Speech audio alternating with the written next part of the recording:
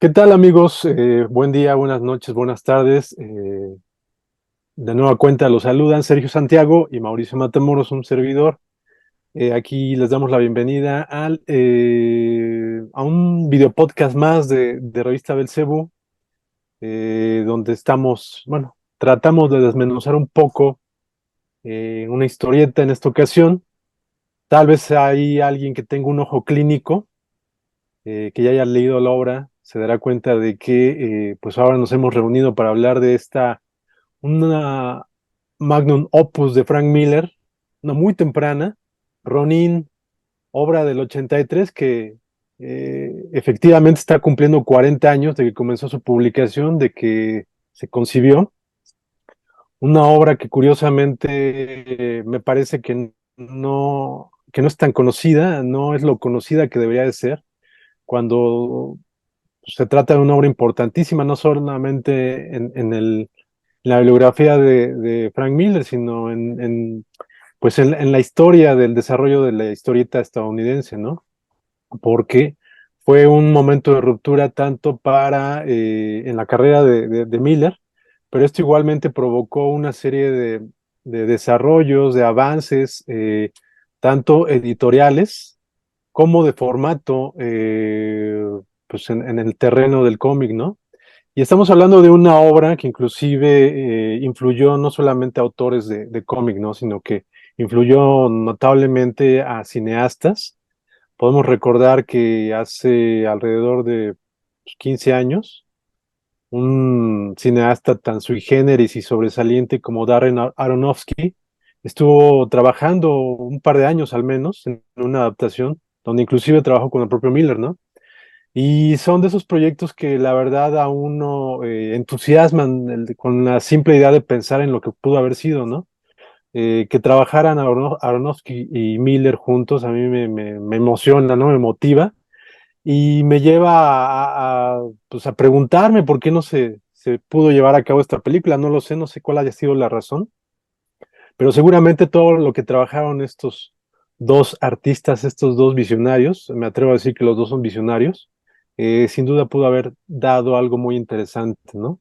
El caso es que, bueno, eso no existe, y lo que sí existe es Ronin, la obra original, una obra que también a su vez abreva de muchas otras obras y que tradujo de una manera excepcional, pues historieta de otras latitudes para el mercado estadounidense, de alguna manera, y esto obviamente también, pues, enriqueció sobremanera el cómic estadounidense y permitió que tanto autores como lectores se acercaran a otro tipo de historieta que había estado prácticamente negada del mercado estadounidense, y por lo tanto también podemos entender de muchos lugares del planeta, ¿no? Porque hay que tener presente que hasta el día de hoy, a pesar de que el manga comienza a oscurecer enormemente el mercado del cómic, digo, por cuestiones de venta, el cómic estadounidense, sobre todo el cómic de superhéroes o el cómic publicado por los dos grandes sellos, Marvel y DC, continúa siendo como que lo que más se lee en el planeta, y si una obra no es publicada por estos sellos, pues difícilmente llegará a buena parte del mundo, ¿no? Entonces, pues la verdad es que estamos aquí reunidos, Sergio y yo, para hablar de una obra nodal, de una obra importantísima, aun cuando seguramente mucha gente no ha escuchado de ella, ¿no? ¿No es así, Sergio? Sí, exacto. De todas las reseñas y comentarios que nos tocó leer en estos días en la web, pues yo creo que uno de los más particulares es que se trataba de una novela gráfica, porque pues eso es lo que es infinitamente y absolutamente. Es una novela gráfica, pues dirigida a sus compañeros, ¿no? Era una especie como de carta a otros artistas del cómic, ¿no? Más que a un público, ¿no? O sea, un público que tomó en su época, pues muy de sorpresa, ¿no? Digo, muy de sorpresa el público general, porque tiene, como ahorita señalaste, pues tiene dos influencias muy particulares, ¿no? Muy precisas, ¿no? Que son el cómic, bueno, el bandé de cine, no sé cómo se pronuncie, europeo, ¿no? Ujú. Sobre todo Moebius, ¿no? Moebius está muy presente en esta historieta, en Ronin, y el manga, ¿no? Sobre todo este manga que se conoce como, bueno, es el samurái y el niño, ¿no? El Lone lobita, Wolf and Cub, el ¿no? Wolf, ajá, Wolf and Cub, ajá, El lobo solitario y el cachorro. o el cacho. Y bueno, pues a su vez ahí todo lo vas conectando, por supuesto, ¿no? Este, y sí, efectivamente, pues tiene una influencia que casi va más allá del homenaje y se vuelve pues, un plagio, por decirlo así. Pero en realidad lo importante es aquí dos aspectos, ¿no? Primero que nada, que el dibujo es sui generis totalmente, o sea, es Frank Miller hoja tras hoja, página tras página. Si checan en internet, y seguramente voy a ponerles por ahí en la edición, algunos originales, pues los originales son todavía más impresionantes porque tienen el trabajo de lápiz y demás. Y bueno, pues era además muy joven, todavía estaba jovencísimo. Parece como si lo recordamos. A Frank Miller parece que siempre lo recordamos como ese viejito cascarrabias tremendo que siempre está ahí, ¿no? No, alguna vez fue joven, ¿no? Y en Y más segundo, cascarrabias. y más cascarrabias. No, creo que nunca le ha bajado más que 2 rayitas alguna Mm. vez. Hizo a lo mejor dormido, quién sabe. Es legendario, ¿no?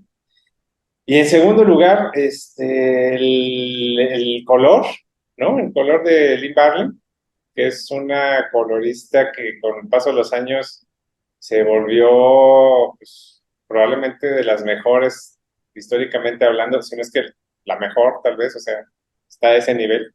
Pero en este momento todavía era jovencísima, ¿no? Era muy joven, los dos eran muy jóvenes. Y bueno, pues aquí lo que hay que agradecer pues, es el ojo de Janet Kahn, eh, los editores de... La presidenta Sí, de sí, sí. DC, ¿no? Sí, que fue quien le dio luz verde para que, tal vez por primera vez en la historia de los 80, de la historia de los 80, le dieron la oportunidad a alguien de tener un control total, pleno y absoluto de un título, ¿no? O sea, recordemos que los historietistas y los guionistas y demás, pues son parte de una industria, ¿no? Entonces, esta industria, como tales, pues son trabajadores, ¿no? Si siguen a varios, a mucha gente que estuvo trabajando en cómics en los 80s, si la siguen en redes sociales, pues verán constantemente ese tipo de quejas, ¿no? De, bueno, yo intentaba hacer esto, pero se hizo esto otro, estábamos trabajando con tal colorista, pero lo cambiaron por este otro, que fue es muy común, pues, ¿no? Y en este caso, bueno, pues les dieron 100% luz verde, ¿no? Lo publicaron en un formato muy distinto que ya tenía por ahí algún antecedente, pero no a este nivel, ¿no? Tenía mucho más páginas Mm. cada uno de los cómics y pues era de un tamaño, de un papel muy particular, o sea, fue una inversión importante. Había mucho en juego, o sea, si esto hubiera sido un fracaso, probablemente no hubiéramos visto una gran cantidad de proyectos en lo que siguió de los 80s, porque pues hubiera marcado un antecedente muy complicado, ¿no? Pero no, afortunadamente fue un éxito tanto crítico como de ventas. Y bueno, pues todo es consecuencia de un control casi, bueno, no francamente y total y absolutamente neurótico, pues de ambos, ¿no? O sea, tanto Frank Miller como Lynn Barley, según consta en muchos testimonios, prácticamente vivían en la imprenta, ¿no? O sea, para dejar todo exactamente como debía ser. No había antecedente con el uso de color. O sea, siempre Ujú. se usaban colores muy contrastados en los cómics. Y se siguieron usando por mucho tiempo, ¿no? Pero este en particular, pues fue un trabajo de otro nivel, ¿no? O sea, absolutamente de otro nivel y estuvieron, ahora sí que al tú por tú con las máquinas ahí, o sea, no son de estos artistas que pues, y lo dejan, no, fueron directamente ahí a trabajar. Me parece uno de los datos más importantes, porque prácticamente fueron pioneros, ¿no? Mm. Y ya yendo hacia la historia, pues es muy difícil En este caso muy particular, pues no spoilerear nada porque pues un número tras otro son giros y giros y giros y giros cada vez más complicados, cada vez más fascinantes, ¿no? Impredecibles absolutamente. Pero bueno, en resumen, podemos decir que es un Ronin, ¿no? Que son estos samuráis sin amos, lo cual era como una especie de afrenta terrible, o sea, un deshonor enorme no tener un amo a quien servir, ¿no? Y justamente se queda sin un amo, pues por un error de ellos, ¿no? Un error de él mismo. Queda expuesto digo, es un poco jugar con las formas, ¿no? Pero hay un demonio ahí que toma muchas formas y en un momento dado toma una forma de una geisha maravillosa y seduce al amo después que iba a ser un Ronnie y intenta robarle esta espada que se alimenta de sangre. O sea, es un principio totalmente fantástico, ¿no? Después de muchos años, pues este Ronin entrena y pues, se decide enfrentar a este demonio. Y un dato muy importante es que la espada mágica realmente se activa si consume la sangre de un inocente, ¿no? O sea, son estas Mm, historias, estas leyendas tan curiosas, tan particulares. Son casi cuentos de hadas, ¿no?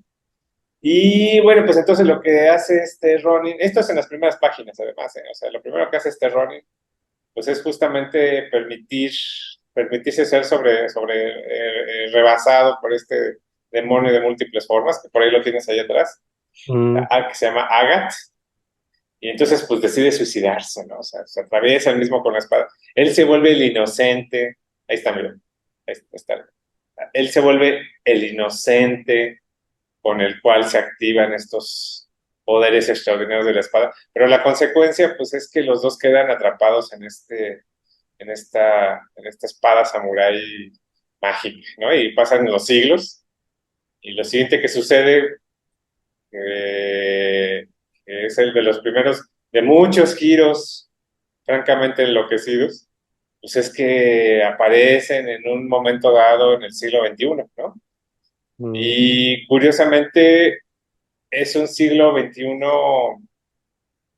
que está sobrepasado por las máquinas, que está sobretecnificado por un lado, y por otro lado es una ciudad de Nueva York pues totalmente post-apocalíptica, hundida en la miseria total, en la aberración, en la máxima aberración de la civilización, ¿no? Está lleno de ujú, pandillas, es 100% un post-apocalipsis, podríamos decir que clásico, pero aquí lo fundamental es que hay una especie como de máquina autogenerada que se puede autocurar, que puede crear sus propios, una especie como de, bueno, ¿cómo le llaman los biochips? ¿No? Son unos chips que son más como unas células. Y esta superinteligencia artificial pues prácticamente está absorbiendo toda la ciudad. Algo que vamos a ver número tras número son unas escenas particularmente icónicas donde esta superestructura tecnológica pues va a empezar a absorber y absorber. Ahora es muy interesante porque la forma que tiene, de alguna forma nos recuerda esa explosión que hubo en el 9/11, ¿no? Y cómo la nube iba pues, llenando completamente la ciudad. Es de alguna forma muy similar, ¿no? Y digo, ya un poquito más adelante lo vamos a comentar, pero es muy interesante cómo hay muchos elementos que parecen proféticos, ¿no? Pero pues más que mm, nada tiene que ver con que ya con su, o sea, recordemos que Frank Miller es un fanático de la historia, ¿no? O sea, de los eventos hechos históricos.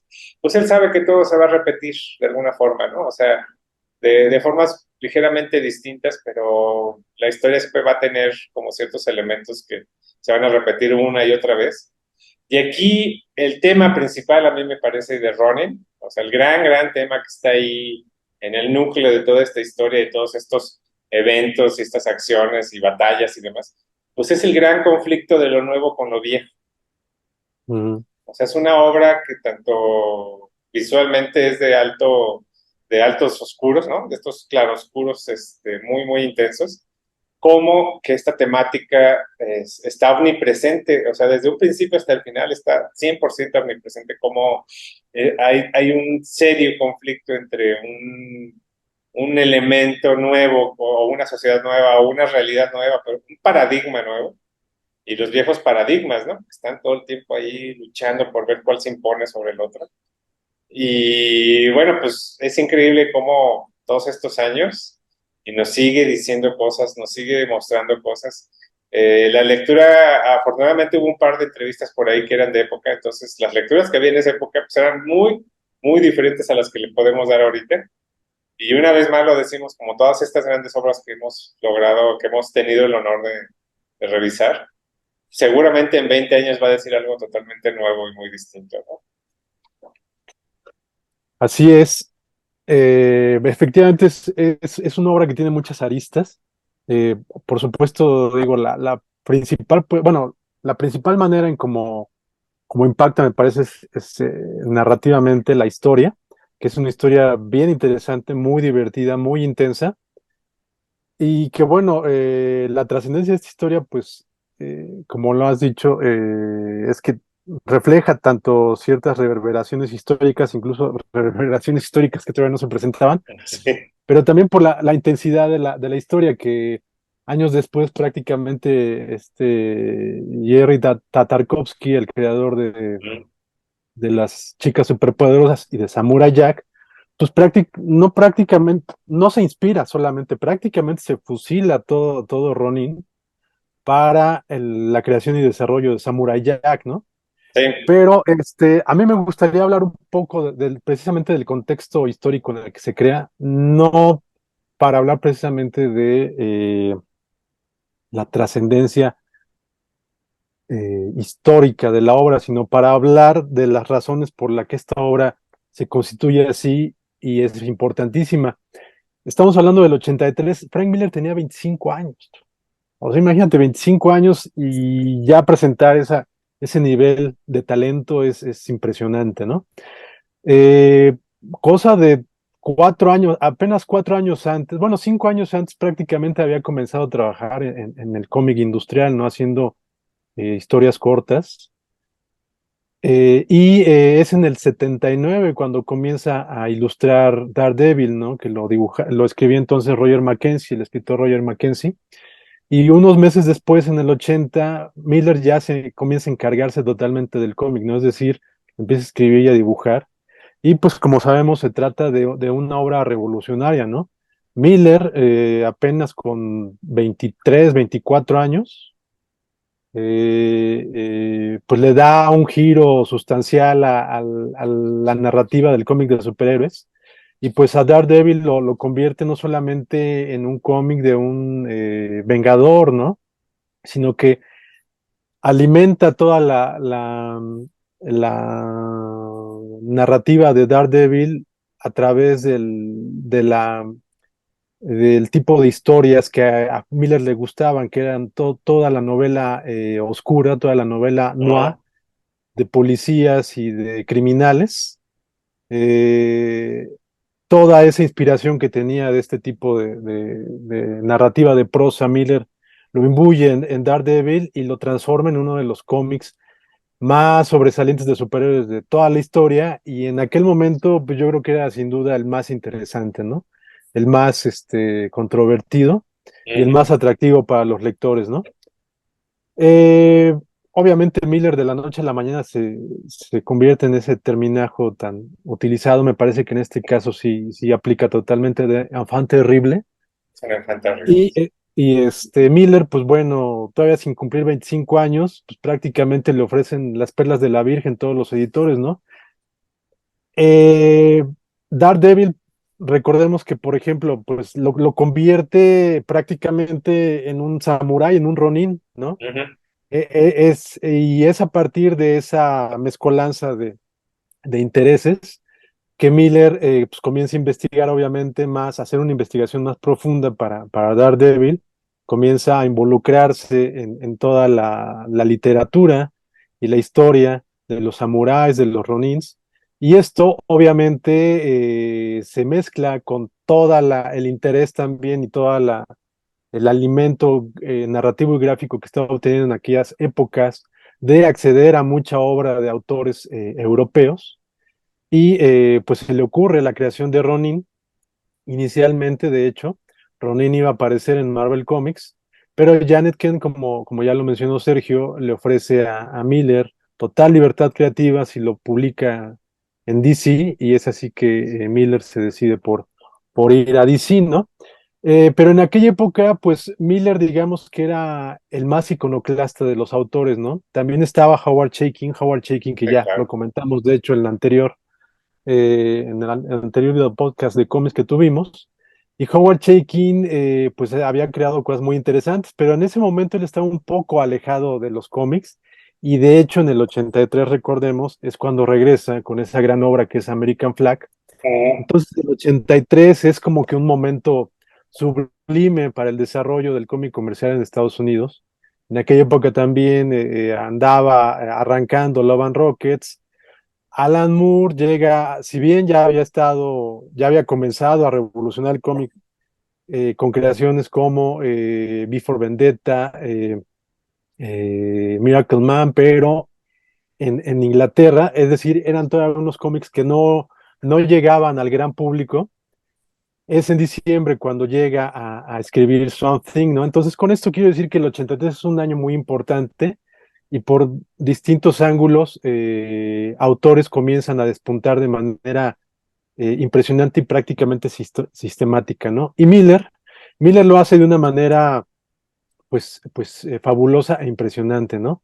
Presenta este Ronin, que como ya dijo Sergio también fue muy influyente y parteaguas en el formato que escogió porque si bien no inauguró el formato porque unos meses antes lo habían inaugurado con aquella serie de Camelot 3000 Ah, sí. que, eh, que dibujó Brian Bolland y escribió Mike W. Bear. Eh, digamos que prácticamente con Ronin este formato encuentra realmente un sentido porque era un formato donde no se incluían anuncios comerciales y un formato donde prácticamente donde las 48 páginas que incluía eran para la historia total, Ujú, ¿no? Y presentaba también un papel de mucha más calidad, creo que el papel Baxter, si no me equivoco. ujú. Y pues obviamente esto implicaba o esto permitía una impresión de mayor calidad a como se había visto hasta aquel momento, ¿no? Entonces, esto le permite obviamente a Miller no experimentar, bueno, sí experimentar y concretar una manera más correcta de lo que quería llevar, de lo que tenía en mente y finalmente plasmarlo junto con la ayuda de Lynn Barley en los colores, en el papel. Y pues es prácticamente una obra que al abrir uno las páginas, al abrir el cómic, pues es una explosión de colores y de imágenes, ¿no? Repito, hasta aquel momento en el cómic yankee, si no de superhéroes, al menos de los publicados por los dos grandes sellos, no se había visto un cómic con esa calidad de impresión, ¿no? Y si estamos hablando de un control total de la narrativa por parte de Miller, pues era aún más impactante la Resultado. experiencia, ¿no? Ujú. Y Miller, como comentamos ya, pues bueno, la idea era tratar de reunir ahí en una obra, pues muchos aspectos que no se habían visto hasta aquel momento en el cómic estadounidense, ¿no? Ya lo comentó Sergio, el cómic de Lone Wolf and Cub de Goseki Kojima y muchas obras como las de Moebius, como obras de Enki Bilal, todo eso mezclado en esta obra para dar como resultado algo que no tenía precedente, ¿no? Ahí vemos, digamos, de alguna manera la narrativa dilatada, por decirlo de alguna manera, del manga. Es decir, Miller, si no podía usar tantas hojas como en el manga, sí podía usar más de las que comúnmente se utilizaban en un cómic de superhéroes, pero además él fragmentó, como lo estamos viendo en el fondo Ujú. que tengo aquí presente, fragmentó la narrativa en una cantidad de viñetas que pocas veces se había visto en el cómic comercial de aquella época. Y esto obviamente pues permite una nueva lectura de los cómics y pues esto obviamente presentaba una obra nueva e importante, pero también pues sin duda transformó la experiencia de lectura y la experiencia de cómo absorber una obra importante a los ojos del lector, ¿no? Entonces, con todo esto quiero tratar de dar a entender lo importante de esta obra, ¿no? Fue una obra premonitoria de todo lo que iba a venir después en el cómic, pero también es una obra, pues, importantísima, ¿no? Porque es una obra que detona los sentidos de los artistas en muchos aspectos y detona Ujú. también la calidad de lectura del lector, ¿no? Entonces es una obra importantísima, ¿no? Y por otro lado, pues a mí o sea, si bien ahí está presente el estilo, el detalle del dibujo que ya había estado utilizando Frank Miller en Daredevil, también es un salto cuántico en cuanto a su estilo, ¿no?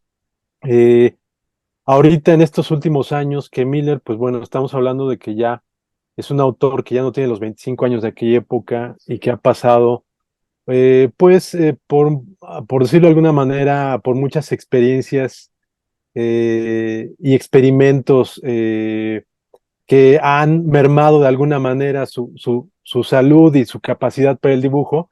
Aún así, Miller ahorita, al día de hoy, continúa realizando un dibujo que es totalmente pues peculiar y que denota su capacidad experimental para el trabajo de la historieta, ¿no?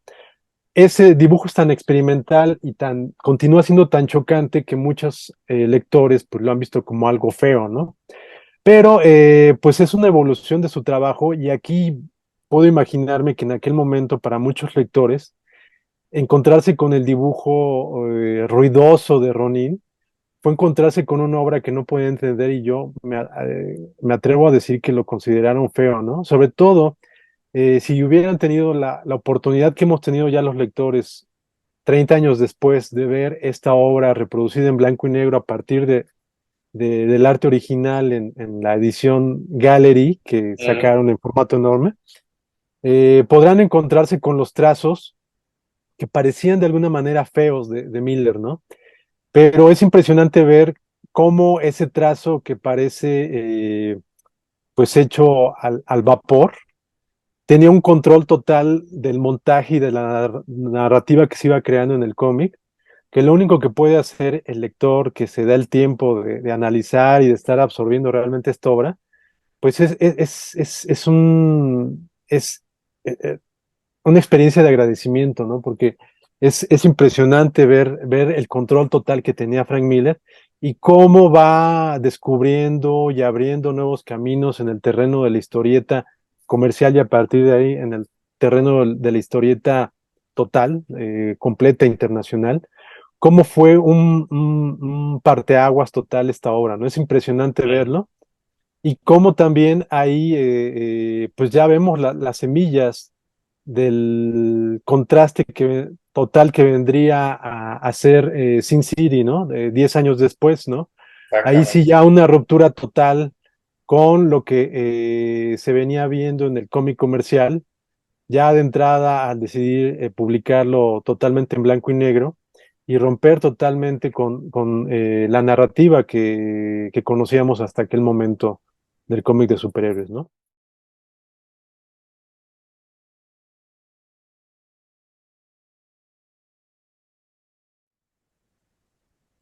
Sí, sí, pues exactamente. Fue totalmente revolucionaria en su momento y hasta la fecha sigue siendo totalmente disruptiva, ¿no? Ujú, Eh, yo creo que lo fundamental fue mostrarle a un mundo de gente que todavía había muchísimas cosas que hacer y que realizar. Y pues yo creo que la prueba es lo influyente que ha sido, ¿no? O sea, de entrada, así nada más para empezar,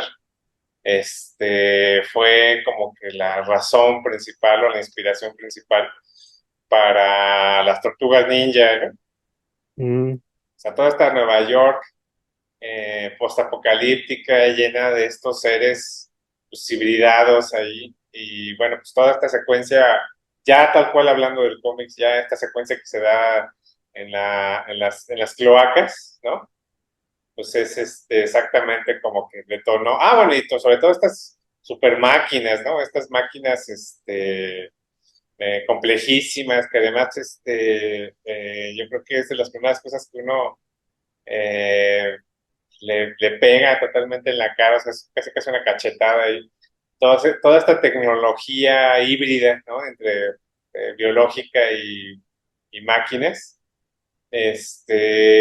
a partir de que estaba diseñada o formada, ¿no? O sea, son unos, digo, ya iré poniendo algunos paneles cuando se haga la edición, pero pues es impactante. ¿Cuál fue la inspiración, no? No había como un precedente, todo era como muy, en esa época del futuro, digamos, era muy, muy dado de formas cuadradas, ¿no?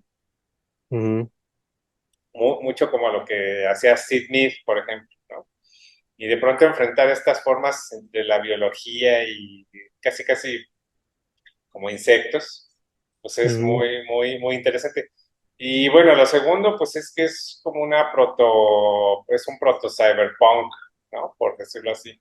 Ya andaba por ahí Neuromante y demás, pero realmente ni siquiera en la ciencia ficción había un antecedente de estas megacorporaciones tratando de controlar digamos que el mundo, ¿no? Porque aquí un trasfondo que hay, sobre todo aquí en Ronnie, es justamente que ya no se habla de naciones, sino que son las megaempresas que se están confrontando unas con otras, ¿no? Y bueno, pues este otro aspecto en el cual esta inteligencia artificial usa a Billy, ¿no? Que Billy es como una especie como de continuando con las tortugas ninja, por supuesto, nos recuerda mucho a este pedazo de cerebro que prácticamente no tiene manos ni piernas, ¿no? Que es el gran ujú, enemigo de las tortuguitas. Y bueno, pues este Billy efectivamente, pues prácticamente es un pedazo de ser humano ahí, pero con unos tremendos poderes psíquicos, ¿no? Ahora, esto es muy interesante porque una de las escenas finales que nos remite justamente a ese otro ente que también terminó como siendo una masa informe que sucede en Akira, ¿no? Todavía está pendiente como realmente afirmar que efectivamente las últimas escenas de Akira tienen cierta influencia de Ronin, lo cual sería impresionante porque estaríamos hablando ahí de un diálogo que va de regreso, ¿no? ujú, No lo dudo ni tantito porque efectivamente estas secuencias finales te remiten muchísimo a esas escenas definitivas y bueno, pues la presencia de las bandas, ¿no? De todas estas pandillas que andan, que además son pandillas temáticas, ¿no? Ahora, ujú, pues en el caso por ejemplo, de Batman del futuro, que también tiene mucha influencia de Ronin, son como unas pandillas pues de payasitos o de cosas así, ¿no? O sea, cosas, podemos decir que no muy, visualmente muy peligrosas. Y aquí Miller desde un principio, ¿no? Y como hasta la fecha, pues se va directamente con las subculturas, ¿no? Y tenemos sobre todo estas bandas ya abiertamente sadomasoquistas, ¿no? Con estos personajes con sus máscaras, con su cierre y todas estas estoperoles y todas estas figuras, pues francamente grotescas, ¿no? Y esos son los leves, porque los otros son los neonazis, así abiertamente nazis y demás, ¿no? Y como en toda literatura postapocalíptica, por supuesto que hay unos tremendos caníbales ahí viviendo abajo de la Nueva York del futuro, que por cierto, parece que es como por ahí de 2020 también, ¿no? O sea, eh, no se da, no dan abiertamente un año, pero parece que es como una segunda década por lo menos del siglo XXI. ujú, Y y pues como hemos comentado, tiene elementos proféticos muy, muy interesantes, ¿no? Sobre todo esta presencia, ¿cómo decirlo? Omnipresencia de la tecnología, ¿no? Y este presentimiento o esta percepción de si no existe una voluntad detrás de todo esto, ¿no? Y el otro trasfondo también, que ya lo habíamos comentado de alguna forma, pues es esta manifestación como de los deseos subconscientes, ¿no? Digo, no, sería muy difícil ahondar en este tema en particular, este tópico en particular, sin dar el gran spoiler que se da en los últimos números de Ronnie, pero toda esta invasión de la imaginería pop en la realidad, que en este momento vivimos plenamente y que se va a consolidar en un momento dado con estos equipos que son de realidad aumentada, entre comillas, que le llaman, que no son como esta explosión constante del inconsciente tomando por asalto las calles mismas, ¿no? La vida misma. Este, y esta cuestión del alter ego, o sea, hay un elemento que es el alter ego, que Ujú. justamente lo manifiesta o lo encarna el mismo Ronnie y el mismo demonio, Agatha. Pues resulta que es parte como de la misma psique conflictuada, ¿no? Pero son alter egos, o sea, son tal cual avatares, ¿no? No sé cómo lo haya percibido o lo haya apalabrado Frank Miller en su momento, pero este atisbo en el cual existe más de una manifestación o más de una influencia, o sea, que como personas tenemos otras personas que se manifiestan de otras formas o interactúan de otras formas con el mundo físico, pues es extraordinaria. Para mí me parece totalmente intuitiva, por supuesto, ¿no? Inconsciente, muy, muy inconsciente, pero estamos hablando del 84, o sea, estábamos a décadas todavía de la internet, de las redes, de todas estas cuestiones, y sobre todo, hay que decirlo muy claro, para esta época actual, nos está hablando de cómo esta subcultura, lo que se conoce como los geeks, los nerds, toda esta banda, que ahora es la dominante, ¿no? Porque producen millones de dólares, ¿no? O sea, este, cómo su relación con el mundo, pese a que es la dominante, pese a que deberían de ser los golpeadores, por decirlo así, los que bulean, ¿no? Porque en ese momento todavía los lectores de cómics eran un poquito como de, ay, mira, trae sus cómics, este ridículo. Mm. Entonces, como ahorita ya es lo dominante, o sea, sales con tu camiseta del Hombre Araña y nadie te dice absolutamente nada, al contrario, ¿no? Y al mismo tiempo, de todas formas está perdido, de todas formas no está alienado, ¿no? O sea, Ujú. hay una temática de alienación brutal, brutal en Ronin. O sea, el Ronin pues está perdido en ese mundo, ¿no? O sea, pues sí, me recordó mucho un cierto episodio de South Park, por supuesto, ¿no? Para los avesados sabrán cuál, que es este episodio donde los niñitos están jugando un juego gigante de roleplay, de esos que de repente se empezaron a dar a fines de los 2010. Y cuando intentan llevar esas tácticas a la vida real, pues se encuentran con la sangre, se encuentran con la muerte real, se encuentran con una serie de choques, ¿no? Que terminan acabando con su percepción mágica del mundo, pues, ¿no? Y eso es lo fascinante que sucede en los 6 números de Ronin. Cómo comienza, como les había yo comentado, con una especie como de historia mágica, de historia maravillosa. Y, y bueno, para los que logren terminarla o la terminen, no olvidarán el contraste que hay con el panel final, ¿no? O sea, el panel último panel. Ahí parece que Frank Miller lo que dice es, bueno, al final de cuentas, estamos solos, ¿no? Con Mm. nuestra fantasía, con nuestra tecnología, con todo lo que tengamos extra, ¿no? Con todo lo que podamos superar, con toda esa capacidad sobrehumana, ¿no? Esa sobreinteligencia que acabamos de crear, estas inteligencias artificiales y demás. Pero en el último instante no hay nada, no hay absolutamente nada más que nosotros mismos. Entonces, es como si fuera una obra seminal y a partir de ahí, por supuesto que se han alimentado muchísimos proyectos, muchísimas cosas, pero pues como todo prototipo, pues es perfecto finalmente.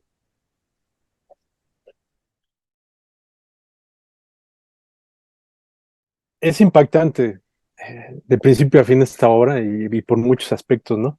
Ahorita que comentabas lo de que pareciera y muy posiblemente haya inspirado de alguna manera pues el final de Akira. También curiosamente, eh, hay que tener en cuenta que muchas de las obras que inspiraron a Miller para la forma y el desarrollo narrativo de Ronin, pues Miller no las leyó en inglés, ¿no? Es decir, solamente Eso es importante, sí. experimentó, Sí. las experimentó, ¿no? Porque, por ejemplo, de Long Wall of Coop, hasta aquel momento no había traducciones al inglés. Ujú. Entonces las vio ahí en japonés, ¿no? Y pues más o menos a partir del desarrollo de las viñetas, pues entendía la historia. Sí. Y también seguramente de mucha banda de cine en francés, puedo creer que a lo mejor tenía más conocimiento de francés en aquella época Miller que de japonés, y pues a lo mejor las entendió más, pero sí estamos hablando de que prácticamente las fuentes que sirvieron de inspiración a Miller para esta obra, pues fueron obras incompletas en su subconsciente, ¿no? Porque no las leyó per se, ¿no? Y por el 80-81, Otomo, Katsuhiro Otomo, había ya presentado Domu, que Ujú. recordemos también es una de sus obras centrales de Otomo, donde habla de niños también con poderes mentales, ¿no? Sí. Y eso digamos que también podríamos considerar que sirvió un poco para la historia a su vez de Ronin, pero es algo que pues no podríamos asegurar, ¿no? Por otro lado, hace rato no comenté un detalle. En aquella época había algunos autores estadounidenses o angloparlantes, digamos, que comenzaban a interesarse por la historieta de otras latitudes, ¿no? Howard Chaykin también es uno de ellos, un autor que leía mucho cómic europeo y que obviamente se ve en sus obras, precisamente en American Flag, que coincide en año con Ron Innick, coincide en ser una de las obras también que trazaron nuevos caminos para la historieta. Pero hay otro autor que tal vez no es pues tan notable como estos dos autores, porque él trabajó más en títulos de superhéroes, pero a mí también es uno de los que me gustan mucho. Se trata de Kate Giffen, un autor que en mayor medida dibujó, pero también recordamos, por ejemplo, de él ese relanzamiento muy notable a mediados, bueno, hacia el 87 de la Liga de la Justicia, que fue un relanzamiento donde imperaba el humor negro, ¿no? Hicieron una Liga de la Justicia realmente divertida y muy autocrítica, ¿no? Bueno, el caso es que Kate Giffen tiene muchas obras, es el co-creador del Lobo, y a mí muchas de sus obras me gustan mucho y sobre todo me gusta mucho su dibujo. En aquella época, Kate Giffen llevaba trabajando en cómics desde el 78 más o menos, ¿no? Entonces él tenía un estilo que pues no era muy particular, aunque como todos los estilos de todos los autores tenía su propio sello, ¿no? Pero por aquella época él también había comenzado a leer cómics europeos y él, por ejemplo, tenía mucha inspiración, estaba muy influido por el trazo de José Muñoz, Ujú. este dibujante argentino, que es muy conocido por haber co-creado Alex Sinner, ¿no? Este cómic también noir negro, que es muy famoso, muy importante. Por aquella época había comenzado a publicarse y estaba teniendo una trascendencia pues, realmente marcada, ¿no? Y Kate Giffen dio un giro muy interesante a su estilo de dibujo y de repente comenzó a dibujar con su propio estilo, pero con una inspiración muy marcada de José Muñoz. Y yo recuerdo que en aquel momento en la industria, digo ya lecturas posteriores, no leía aquellos cómics en aquella época, pero cuando comencé a buscar la obra de Giffen me encontré con eso, que fue muy criticado Giffen por haber transformado su estilo de dibujo a partir del de José Muñoz. Entonces, con esto, digo, nada más quiero dejar en claro cómo es que en aquella época ese tipo de influencia, sobre todo de un mercado que venía fuera del mercado estadounidense. En el mercado estadounidense se veía como algo nocivo, ¿no? No se vio bien esa evolución en el trabajo de Kate Giffen y pues creo que hasta el día de hoy lo sigue arrastrando, ¿no? O sea, es algo en algún momento yo he llegado a ver todavía por ahí comentarios como que, donde comentan, ah, sí, Kate Giffen, aquel dibujante a mediados de los ochentas copió a José Muñoz, ¿no? Entonces, bueno, ese era el tipo de juicios que se hacían en aquella época y entonces podemos imaginarnos contra lo que se enfrentaban estos grandes autores que se estaban animando y tenían la capacidad, el intelecto y el arrojo para romper con los esquemas, pues por decir, ¿no? De una vaca sagrada como Jack Kirby. Digo, me refiero en cuanto al trazo, ¿no? Sí, claro. Y que ese trazo lo había declarado la industria estadounidense como el que se tenía que seguir forzosamente, ¿no?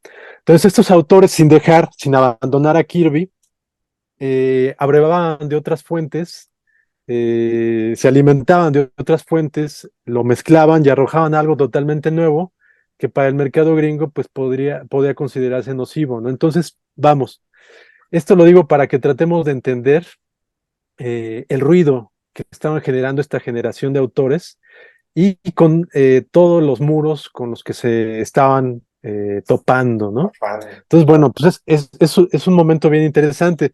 Ya por último, si no quieren saber de spoilers, brínquense unos 15 segundos, porque les voy a comentar, no les voy a decir en qué momento de Ronin, para tampoco decirles todo el spoiler, pero sí comentarles que, por ejemplo, recientemente en Oppenheimer se ha hablado de la explosión atómica, ¿no? Sí, claro. Esplendorosa. Y está bien, pero a mí, por ejemplo, no me pareció tan esplendorosa, ¿no? El trabajo es monumental, etcétera, etcétera, pero bueno, yo recuerdo también cuando se presentó Terminator 2, que se habló mucho de la explosión atómica y es realmente sigue siendo muy impresionante, ¿no? Yo me acuerdo a los que la vimos en cine hace 30 años, pues sí, también nos dejó patidifusos, ¿no? Pues bueno, en el 84, Ronin ofreció un momento cumbre de una manera que no se había presentado hasta aquella época, ¿no? Estamos hablando de que Miller, pues como tuvo libertad total, hizo esto, ¿no? Ajá, O sí, sea, presentó un momento explosivo allí en una hoja que se desplegaba, ¿no? Un momento que se desplegó en cuatro, podríamos decir que 8 páginas, sí. y que obviamente cuando vas leyendo eso en orden y de repente despliegas la página, entiendes lo que es hablar de un momento monumental, ¿no? No, y Bueno, pues Miller, a nivel técnico eso de haber sido, si ahorita es sí, difícil, o sea, digo, para todos los exacto. que conocen estas cuestiones de la imprenta, si ahorita es difícil hacer eso, no me Ujú, imagino en el 83 estarte aguantando a Frank Miller y a Lee, ¿no? A Lynn Barley, exactamente. dejándoles claro que tenían que hacer estas 4 páginas, o sea, fue una locura, fue una absoluta locura. Sí, sí, totalmente. Hace 6 años, cuando se pudo publicar esto aquí en México por primera vez, Ujú, tendrían que haber visto lo complicado que fue poder hacer esa impresión, ¿no? Pero bueno, eso lo quería comentar, no como spoiler, sino como era una necesidad para comentarlo, para entender el tamaño de esta obra de Miller, ¿no? Que rompió esquemas y abrió caminos y fue propositiva en todos los niveles, ¿no? ujú, Hay que leer Ronin en papel de preferencia si pueden, para entenderlo. Y ya ujú. por último, a lo mejor, digo, también va a parecer comercial, pero si pueden, consíganse esta edición, que es la edición de Grande, galería, galería, que ajá. reproduce todo el arte de Ronin en su tamaño original, en blanco y negro, obviamente, porque está reproducido a partir de las manchas. Pero como comentaba Sergio, es realmente impresionante porque ahí ves el proceso del trabajo de Miller, ¿no? Ves cómo está realizado de manera minuciosa y cómo después el trabajo de Lynn Barley en el color pues, le da todavía una dimensión aún más apabullante, ¿no? A esta obra Exacto. monumental, ¿no? Y sí, pues sí. bueno, ahí queda como recomendación totalmente que lean esta obra. Sí, sí, pues es que es un capítulo aparte de la labor heroica de la colorista. O sea, aquí me parece fundamental señalar que no se trató de colorear simplemente las imágenes, pues ahora sí que de una forma naturalista, ¿no? Sino que realmente hay un lenguaje emocional, o sea, no de una forma, ¿cómo decirles? No de una forma cursi, ¿no? Sino que realmente refleja el estado emocional, se vuelve un personaje más. Y eso lo vemos en varias secuencias que de pronto el mismo personaje, las mismas figuras, pues van cambiando. Por ejemplo, lo que tienes ahí atrás, eh, notemos cómo los fondos cambian de color, ¿no? Es que sobre todo en los Ujú, paneles que tienes en tu caso, en el centro y en la derecha, pues el color va ujú, cambiando, o sea, pasa de un verde a un azul a un verde. Eso es adrede, todo eso es adrede, o sea, el color naranja tiene un sentido, el color rojo tiene por supuesto que un sentido. Todo eso se volvió muy influyente muchos años después. O sea, ya no se trató de simplemente poner los tonos, ¿no? Que además eran tonos muy básicos en esa época, por cuestiones, una vez más, técnicas, ¿no? O sea, esto que se ve ahí atrás, pues era dificilísimo de imprimir, ¿no? Digo, no había las computadoras que hay ahorita y demás, ¿no? Entonces aquí, una vez más, nos preguntamos por qué 40 años después no vemos otra vez obras con esta, o sea, con esta capacidad, con este conocimiento, con esta sabiduría, ¿no? Que está tan permeado todo Ronin, ¿no? O sea, sí es influyente, pero al mismo tiempo nos hemos quedado muy atrás, ¿no? Y ahora que ujú. efectivamente está viviendo una crisis tan fuerte, pues en lo fundamental, en lo básico, que son las ventas, pues se vuelve todavía peor esta situación, ¿no? Entonces, nos preguntamos si hasta qué grado es profético Ronin y no vamos a terminar exactamente como terminó justamente el personaje principal que tengo yo acá atrás, que bueno, para los que no sepan, pues tiene un final realmente devastador en ese sentido. Devastador y no al mismo tiempo, Ajá, porque Frank Miller, por alguna razón, su última página cambió todo, ¿no? O sea, es como estas películas, digo, hablando de predicciones, pues es como estas películas que terminan los créditos y sale una escenita que ya te quita te quita todo lo que sabías al respecto, ¿no? Entonces, es muy interesante. Ahora, hay segunda parte, digo, esa todavía no he podido yo checarla, pero es muy reciente y como todas las cosas que Frank Miller ya en su etapa tardía está realizando, bueno, pues es muy personal, ¿no? Tengo entendido que es muy personal y probablemente hay cosas ahí que todavía están muy difíciles de asimilar o de digerir, tal vez en algunos años ya tengan un poquito más de sentido. sí, esta secuela, pues de hecho se está publicando actualmente, ha salido el número 3 hasta el momento, y esto pues para ver cómo Miller continúa pues, siendo un espíritu libre y sin cortapisas, pues es parte ya de su propio sello, ¿no? Un sello que lanzó este año y que en la que está trabajando, está presentando tanto sus propias obras, bueno, hasta ahorita Ronin. Aquí va a continuar la publicación de otras sagas de 300 y de Sin City, pero también está presentando algunas otras obras, ¿no? De hecho, la semana pasada se publicó un cómic escrito por Dan Didio, quien fuera director de DC Comics y que ahora es el director de este sello de Frank Miller. Ajá. ¿Cómo Y se llama? Porque curiosamente, tiene un nombre, ¿no? Es Frank el Miller sello es, Comics, así, ¿no? ajá, Publications, creo es FMP.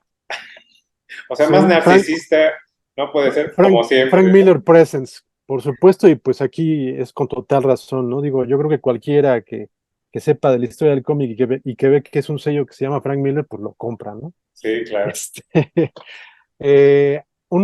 hay que comentar que Mario Guevara, un dibujante mexicano pues, de mucho nivel, está trabajando trabajando en este sello, ¿no? Entonces, y para tenerlo en cuenta también, en un título que escribe Dan Didio.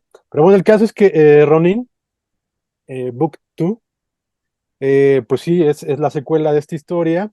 Y pues ahorita van tres números.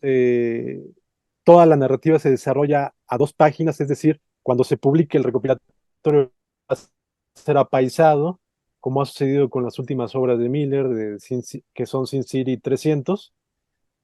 Y lo dibuja Philip Tan, un dibujante me parece que es filipino. Entonces, pues está muy interesante. Obviamente ya carece del dato de la primera vez que tuvo el primer Ronin.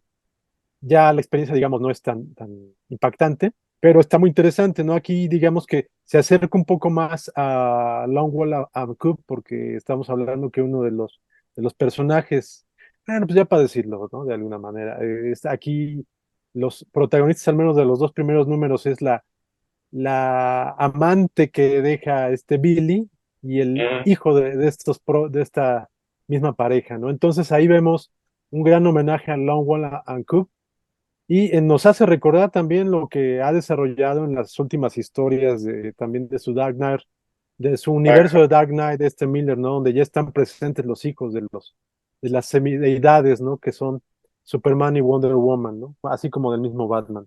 Entonces, pues bueno, digamos que ha continuado su camino Miller y pues a mi parecer se sigue tratando de narrativa de muy alto nivel, ¿no?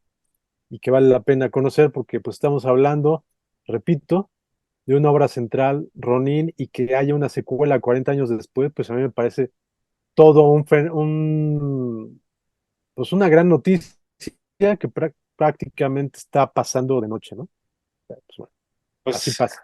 así pasa. Sí, sí, pues estamos en un momento muy complicado para cualquier manifestación cultural, o sea, realmente eso es lo difícil. Ahora, aquí, bueno, pues yo, para ir cerrando ya, pues no quiero dejar fuera, pues que tuvimos a Frank Miller aquí en la Comic Con, si no recuerdo mal, fue 2018, me parece. En la mole, Ajá, en la mole, sí, ¿no? 2018 creo. Sí, y bueno, Ujú. no pudimos, yo, por lo menos yo no pude hablar con él, ni mucho menos, pero pues las dos veces que llegó a pasar por ahí, o sea, qué presencia de personajes, pues, con su sombrero, ya lo saben, ya lo conocen. Y por supuesto que te hacía una especie como de burbuja a su alrededor, porque pues todo el mundo veía quién era, pero tampoco nadie se atrevía a hablarle porque pues es un mal encarado de lo peor. Pero pues es que imagínense sobrevivir con tu propio discurso todos estos años, pues como dice el dicho, pues la mula no era arisca, ¿no? Por algo será, ¿no? Y ahorita por algo hace sus cosas él solo y demás. Entonces, como dicen los gringos, una persona de interés, ¿no? No hay que perderlo de vista. Todo lo que está haciendo es muy, muy interesante, es extraordinario. Y bueno, pues ha seguido con una línea que no ha quitado el dedo, ni mucho menos. Y pese a fracasos, porque pues, ha tenido de todo tipo de cosas, pues mantiene un discursazo, pues, incomparable completamente. Sí, sin duda. Bueno, en lo personal, lo que podemos considerar como sus fracasos, para mí no han sido, son obras menores, pero, pero sí, y están por arriba de la media, ¿no? Sí, claro, Obviamente. Fracasos financieros se ha habido, ha tenido, entre pero pues bueno, comillas. artísticos me parece que no. Y ahorita hay que recordar también que está trabajando en una adaptación de Corto Maltés, ¿no? Esta, pues, obra seminal de Hugo Pratt, un autor argentino que ya falleció y cuya obra realizó principalmente para el mercado europeo, que se ha transformado en una de las obras centrales del cómic mundial, ¿no? Pues Miller está realizando una adaptación para, no recuerdo qué plataforma, y me imagino que el próximo año o en 2 años estará lista, ¿no? Y esto nos habla de un autor que pues continúa comprometido con sus intereses profesionales, con sus intereses artísticos, y continúa trabajando en el cómic, que no es necesariamente comercial, ¿no? Que posiblemente sea un Exacto. fracaso financiero, pero que sin duda va a ser algo que tenemos que ver y que interesará a todo aquel espectador en obras propositivas y me atrevo a decir de calidad sin que aún esté lista, ¿no? Frank Y Miller, no, pues un autor que han querido cancelar en años recientes y que continúa trabajando, continúa presentando obras importantes y que continúa siendo tomado en cuenta por toda la industria, ¿no?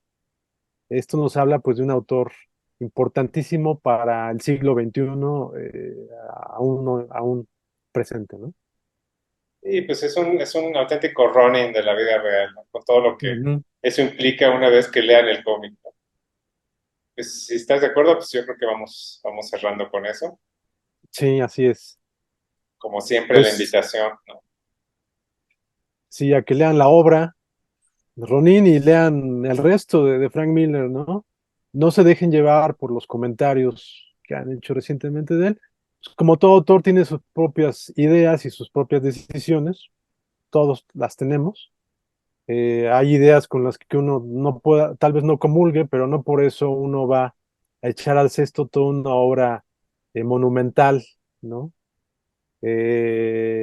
Hay que tener presente a Miller, hay que recordarlo, y si no conocen su obra, pues realmente están perdiendo el tiempo, ¿no? Porque es una obra básica, no solamente de la historieta, sino del arte moderno, ¿no? Del arte de finales del siglo XX y lo que va del XXI. Así que, pues ahí está.